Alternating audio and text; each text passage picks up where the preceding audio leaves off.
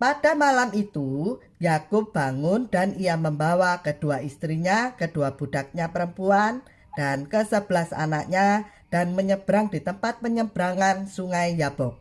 Sesudah ia menyeberangkan mereka, ia menyeberangkan juga segala miliknya. Lalu tinggallah Yakub seorang diri dan seorang laki-laki bergula dengan dia sampai fajar menyingsing. Ketika orang itu melihat bahwa ia tidak dapat mengalahkannya, ia memukul sendi pangkal paha Yakub, sehingga sendi pangkal paha itu terpelecok ketika ia bergulat dengan orang itu. Lalu kata orang itu, "Biarkanlah aku pergi, karena fajar telah menyingsing." Saud Yakub, "Aku tidak akan membiarkan engkau pergi jika engkau tidak memberkati aku." Bertanyalah orang itu kepadanya, "Siapakah namamu?" Saudnya, "Yakub." Lalu kata orang itu, "Namamu tidak akan disebut lagi Yakub." Lalu seterusnya ya. Jadi ceritanya saya ambil tema bergumul dan berdaulat dengan Allah itu. Maksudnya itu di tengah-tengah kehidupan kita saat ini mungkin kita juga banyak pergumulan, masalah apapun ya dalam hidup kita ya. Kita ingin tahu dan kita dapat merenungkan melalui kisah Yakub ini.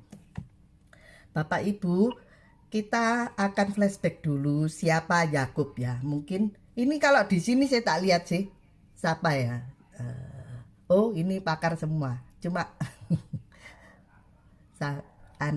Sarifah ya mungkin masih baru. Jadi gini, Abraham punya anak dua, Ismail dan Ishak.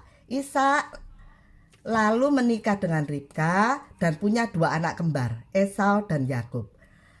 Tetapi kedua anak ini sewaktu di dalam kandungan sudah bergulat gitu.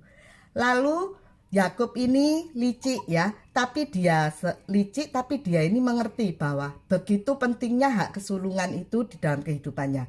Dia tidak meremehkan sehingga dia menipu kakaknya. Karena kakaknya ditipu, otomatis dia Esau ini berniat membunuh Yakub karena dia takut. Dia lari ke sanak saudara dari ibunya, yaitu Laban. Karena ketemu Laban, Yakub ini penipu sebetulnya. Ketemu Laban ini rajanya penipu juga. Karena Yakub ini selama 7 tahun dia pikirnya dapat Rachel, dikasih Lea. 7 tahun kerja lagi baru dapat Rachel ya. Lalu 6 tahun baru dapat ternak, dan selama 20 tahun diceritakan dia di upah gajinya itu diganti-ganti sampai 10 kali. Jadi Yakub seorang penipu bertemu dengan rajanya penipu. Kira-kira begitu ya. Tapi melalui kisah Yakub ini kita sangat bersyukur karena ada orang-orang yang bisa menipu, tapi Allah bisa menerima, bisa mengubah Yakub menjadi Israel ya. Jadi kita sangat bersyukur. Lalu melalui kejadian 32 ini, Yakub ini disuruh Tuhan untuk pulang pergi kaumnya karena dia sudah banyak ya ternaknya, istrinya. Yakub ini menuruti kata-kata Allah, tetapi ada satu masalah di dalam benaknya. Dia tahu kakaknya ini pasti akan membunuhnya. Jadi dia ini dalam pergumulan yang sangat berat. Masalahnya sangat berat sehingga ketika dia menyeberang, istri segalanya suruh menyeberang ke Yabok, Yakub ini sendirian di sana dan dia bertemu dengan laki-laki dan bergulat. Ini kata-kata di dalam Alkitab itu ya. Kalau dipikir-pikir, siapakah laki-laki itu? Laki-laki itu apakah dia suruhan dari Esau untuk membunuh dia? Tapi kan bukan. Kalau dia seorang malaikat, kenapa dia kok takut sama fajar menyingsing ya? Pada waktu fajar menyingsing itu gak mau gitu. Tapi kita bisa melihat di dalam ayat yang ke-30 dikatakan seperti ini ya. Aku telah melihat Allah berhadapan muka, tetapi nyawaku tertolong. Jadi lelaki itu adalah Allah sendiri yang berupa manusia. Makanya dia fajar menyingsing, dia harus menyingkir karena tidak ada seorang pun yang dapat hidup ketika melihat Allah. Seperti itu ya. Bapak Ibu, seperti kita ketahui, kenapa Yakub ini bergumul sendiri gini. Dia perlu pergumulan, dia perlu anjingnya ini ganggu aja. Kenapa dia bergumul gitu ya, terhadap ketakutannya itu melebihi dia, sehingga dia itu berdoa ya. Sebetulnya itu gini, Yakub ini orang yang mengenal Tuhan dengan sungguh-sungguh. Dia itu sangat mengerti tentang Tuhan, dimana hak kesulungan saja loh dia berani menipu, berarti dia ini percaya Tuhan. Tetapi kenapa Yakub ini kok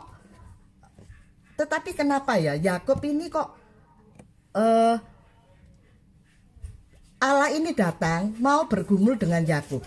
Kita bisa berpikir gini, oh berarti Yakub ini ingin menyelesaikan masalahnya, ingin masalahnya tuntas, tetapi Allah menjumpainya dan ingin mengubah masalah Yakub. Bukan Yakub tertuju pada masalahnya, yaitu Yakub harus bergumul untuk mengenal Allah lebih dekat, mengenal Allah secara pribadi. Demikian juga dengan kita. Ketika kita ada masalah, ada pergumulan, ataupun di dalam keluarga, pekerjaan, atau apapun, kita harus ingat, ketika kita ada pergumulan, itu Tuhan itu, dia itu pengen kita ini bukan menyelesaikan masalah kita bergumul dengan Allah supaya kita ini mengenal siapa pribadi Allah. Kita lebih tahu, kita diubahkan orangnya, diubahkan hidup kita semakin baru, agar kita ini mengenal bahwa masalah kita di dalam hidup ini sebenarnya itu bukan masalah terbesar dalam hidup kita. Masalah terbesar kita adalah ketika kita tidak dapat mengenal Allah dengan benar. Jadi pergumulannya itu yang dimaksud adalah pergumulan seperti itu. Lalu Yakub itu kan dikatakan apa? Yakub itu bergelut ya, bergelut dengan Allah. Bergelut dengan Allah itu olahraga gulat itu adalah olahraga yang sangat mencapekkan ya. Biasanya kalau saya lihat gulat itu sumo ya. Sumo itu perlu badannya besar. Supaya apa? Kalau gulat kan cepet aja waktunya. Tetapi Yakub apa yang dilakukan? Dia bergulat dengan Allah sampai capek. Sampai capek, lelah, tapi dia tahu, dia tidak mau melepaskan Allah karena dia tahu ini adalah yang aku gulat, ini Allah. Meskipun aku capek, aku tetap pegang dia. Demikian juga dengan kita. Ketika kita ini ikut Tuhan, masalah kita ini belum selesai, kita juga masih ada sakit, kita juga belum dapat penyelesaian dari problem-problem hidup kita. Kita tidak boleh lelah, kita harus ikut seperti Yakub. Kita pegang terus Allah kita dengan kuat, sehingga Allah itu akan berkata gini, aku ini bergelut dengan bergelut dengan Emi ini ya. Tapi Emi ini mestinya kan kalau Tuhan itu kan gini aja kita kalah. Tapi kalau kita itu dengan sungguh-sungguh, dengan serius terhadap Tuhan ya, maka kita akan melihat perubahan-perubahan di dalam hidup kita. Semacam gini, Bapak Ibu, saya ini tidak mengecilkan gini. Ketika kita di dalam konsel ini ya, ketika saya ada masalah, mungkin saya ini bilang gini, teman-teman, hari ini saya sakit saya ini sangat keras, tolong bantu doa. Itu betul. Karena apa? Doa itu adalah membangkitkan roh kita supaya roh kita ini tidak padam. Tetapi ini tidak saya salahkan. Yang diinginkan Tuhan itu kita seperti Yakub.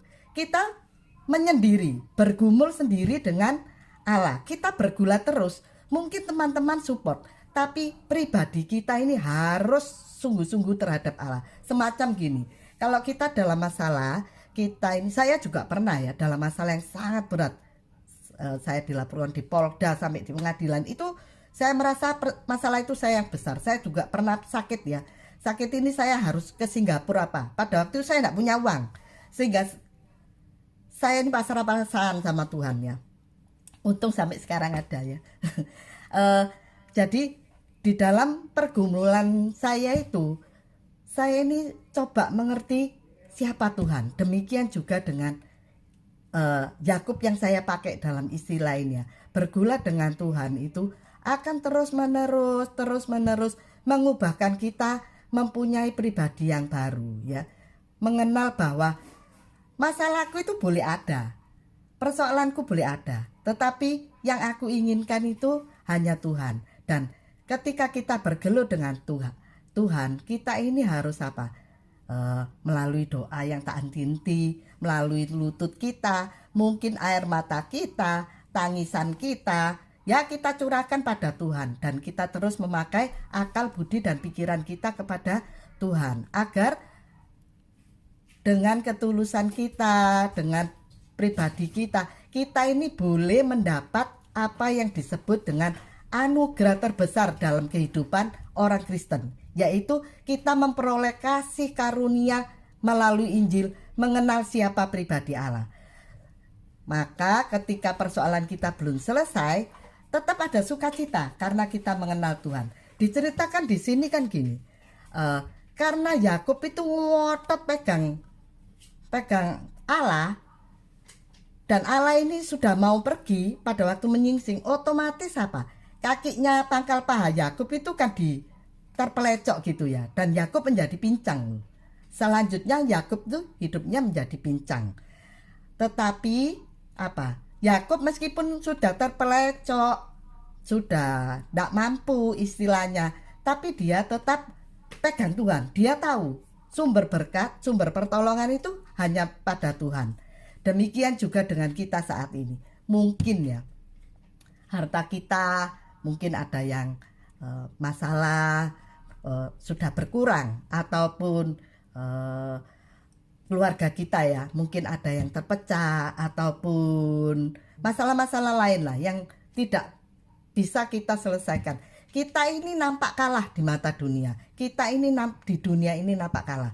Tapi kita harus pegang terus bahwa pergulatan kita, meskipun kita ini sudah pangkal paha ini kita terpelecok, tapi kita tahu kita ini di depan Allah, kita terus melihat sehingga Allah itu mengakuinya bahwa kita ini adalah orang yang dibenarkan. Yakub saja meskipun terpelecok dia tahu, kamu jangan pergi Tuhan, kamu jangan pergi, karena aku tahu kamu harus memberkati aku terus. Lalu Tuhan itu tanya gini, siapa namamu? Dijawab sama Yakub, aku Yakub. Sekarang kalau secara akal pikiran kita ya, mosok Tuhan gak tahu Yakub? Yakub dia itu loh, sejak dalam kandungan Allah itu tahu siapa Yakub. Tetapi kenapa ada acara bertanya, siapa kamu? Aku Yakub. Jadi mempunyai arti seperti ini kalau saya ya. Juga saya ini cari-cari ya, mengakui bahwa saya ini adalah saya. Kalau Yakub ya, dulu dia itu ditanyai mbak papai ya, Ishak ya, siapa kamu? Dia bilang saya Esau, karena dia menipu. Lah ketika Tuhan Allah bertanya lagi, siapa kamu? Aku ini Yakub. Mungkin dia bilang gini sama Tuhan, Tuhan aku ini penipu, aku ini wis bojok kanan kiri, jadi aku ini juga menipu mertuaku juga menipu-nipu terus aku, jadi aku ini orang yang tidak benar Tuhan, semacam itu. Karena Yakub itu dengan tulus mengatakan bahwa aku ini Yakub, lah Allah mengubah Yakub, namanya memberkati dan mengubah Yakub menjadi Israel, karena Tuhan tahu dalam bergumul dengan Allah, Yakub ini pribadinya sudah dirubah. Ketika bergulat dengan Allah, Allah tahu bahwa Yakub ini imannya sudah gak sama seperti dulu lagi. Mungkin seperti kita, melayani iya, baca firman iya, tapi kita belum mengenal pribadi Yesus secara benar. Sebab ketika kita tidak pernah bergelut sama sekali dengan Allah, jangan-jangan kita belum mengenal secara pribadi dengan Allah. Karena ya Alkitab tidak menjanjikan kita harus jadi kaya. Alkitab tidak pernah menjanjikan kita kalau ada masalah mesti selesai. Tapi yang Tuhan janjikan, Injil yang menjanjikan ini sebenarnya adalah menjanjikan kita mengenal siapa Allah pencipta kita. Dialah seorang pribadi yang baik, seorang pribadi yang sangat manis. Tuhan itu, dia adalah Allah yang perkasa. Jadi ketika Yakub kakinya terpelecok, dia itu imannya semakin kuat kepada Tuhan. Dan ketika Tuhan mengubah dia menjadi Israel, sejak itu dia bisa melihat matahari terbit. Jadi intisarinya yaitu ketika Yakub semalam-malaman bergumul, bergulat sampai kakinya terpelecok, dia merasa, orang lain mungkin merasa ya, dia adalah kalah. Tetapi Tuhan melihat Yakub bukanlah orang yang kalah. Dia malah mengubah Yakub menjadi Israel, ya. Demikian juga dengan Tuhan Yesus.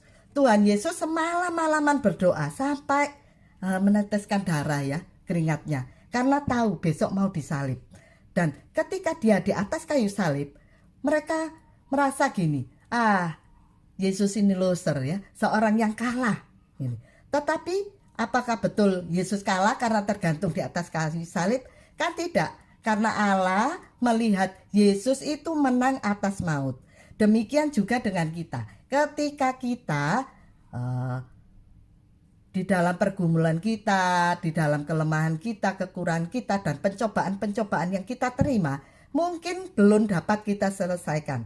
Tetapi ketika kita bergumul, bergulat, sampai kaki kita terpelecok, atau harta kita kurang, keluarga kita kurang, kesehatan kita kurang, mungkin orang dunia mengatakan bahwa kita kalah. Tetapi ketika terus berpegang pada Tuhan, Tuhan akan memberi kita kemenangan. Dan kita, mungkin dunia mengatakan kita kalah, tapi Tuhan mengatakan kita menang. Dan apa yang dijanjikan? Yaitu kita bukan lagi menjadi orang dunia. Dan kita namanya sudah dirubah. Kita dulunya pendosa, kita menjadi orang yang tidak berdosa. Kita adalah menjadi orang yang dikuduskan. Dan sejak kita diubahkan, kita akan melihat matahari terbit seperti Yakub. Ya, ini firman saya malam ini, kiranya boleh memberkati dan menguatkan. Mungkin Bapak Ibu ada pengalaman, ya, bagaimana bergumul dengan Allah atau bergumul dengan manusia atau masalah kita. Kalau bergumul dengan Allah, maka ada kemenangan di dalamnya. Ya, ayo Putu, terima kasih untuk waktunya. Ya, Emi, terima kasih ya. Sungguh satu firman atau pembukaan yang sangat-sangat menguatkan. Ya, memang kita hidup ini tidak luput dari pergumulan, dari masalah. Ya, sepanjang kita hidup tentu ada masalah.